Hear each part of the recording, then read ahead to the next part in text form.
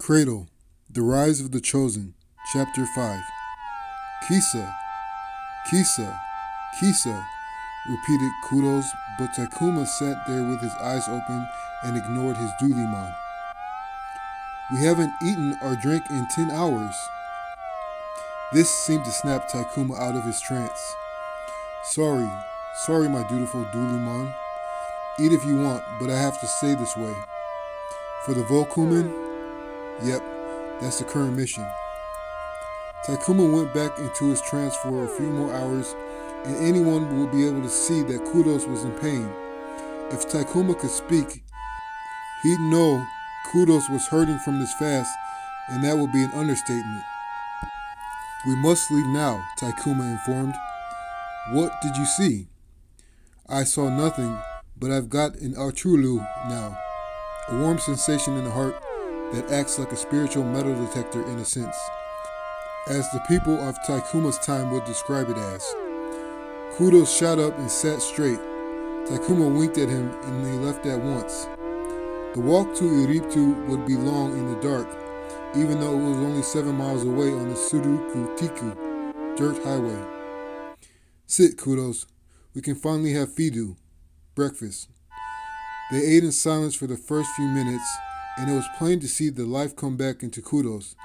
It was as if he was a new person. You really only eat Ayuman now? Kudos asked, confused. Takuma nodded. For some reason I feel really bad about it.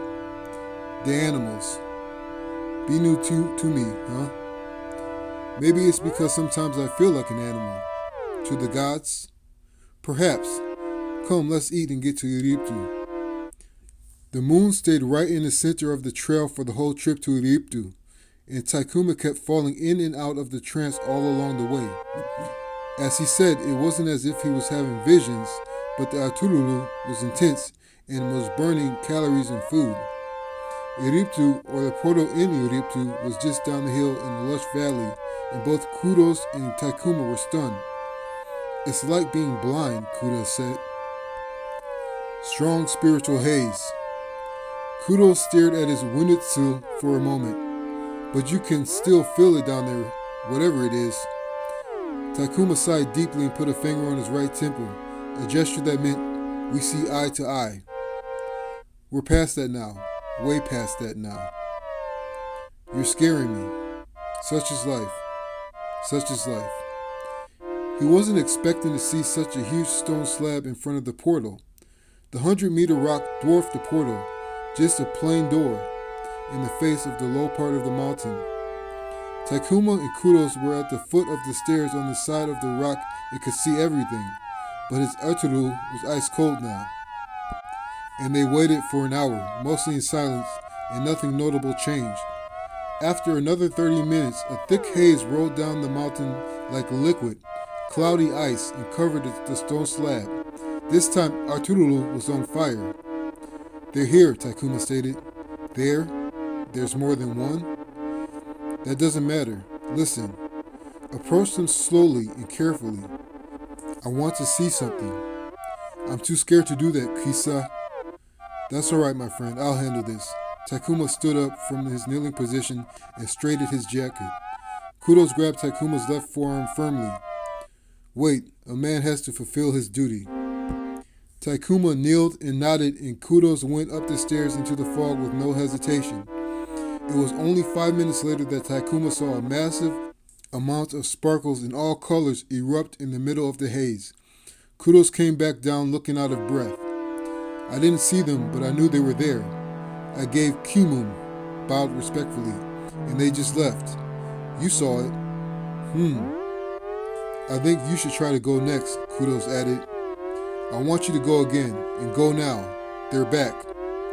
The sparkle erupted again even before Kudos reached the top of the stairs. Why are you doing this? You know they want to see you. I know, there's a method to my madness. And so they waited, and the sunrise came and several minutes passed. My Urturu was burning. He stood up and straightened his jacket. Wish me luck. He climbed the steps briskly, yet deep in thought. And what was quite odd was that he didn't know exactly what he was thinking, but there was mental transactions in the hundreds, on top of the slab. The moment his foot touched the stone slab, the fog vanished in under a second with a sucking sensation, and they were revealed. All of them were 10 feet tall, slender humanoids, sexless in human terms, and Takuma could understand why someone who saw them would claim that they were golden. In reality, what they saw was most likely the vision diluted through their own brown eyes to make it pale, and in effect golden. They were spiritual beings, and thus the laws of Takuma's realm didn't apply or could be bent in certain ways. Nonetheless, Takuma gave them kumum and held it for several moments and listened to hear if they needed to breathe or not. All he heard was a faint metallic hum. He stood up from his kumum and looked upon the foremost of the three Volkumen and waited. Uniti Hitumioni Quiquitili, which was translated as literally 382,771,887. This set Takuma on fire in his spirit, and as his eyes started to glow brightly, the Volkumen shined like liquid silver. Utnutumi, Tumiton, Tumitunoli, 413,001,222. He knew what it meant for some reason, but couldn't wrap his head around it. His eyes got too bright for him, and he felt like he was going to pass out, and it felt like he was moments away from floating. Aki Nuati, Aki Buki, Riluti, Aki Lumi. It was quite an archaic way of speaking the language, but it could literally be translated to, I speak, you are listening, yes. We visit and listen to each other, yes. Light speaks. For some reason, this calmed Takuma's eyes, and he felt like he would stay on the ground.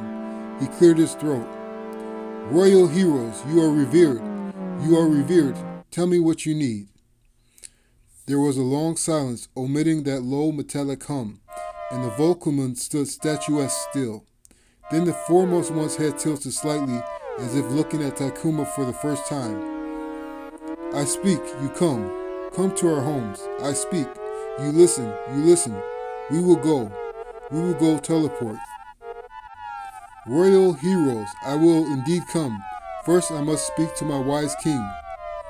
The foremost Volkumen seemed to stare down Takuma, and his Itoriyama started to burn slightly, and there was a sense of a presence inches away from his face, but the Volkumen were tens of feet away.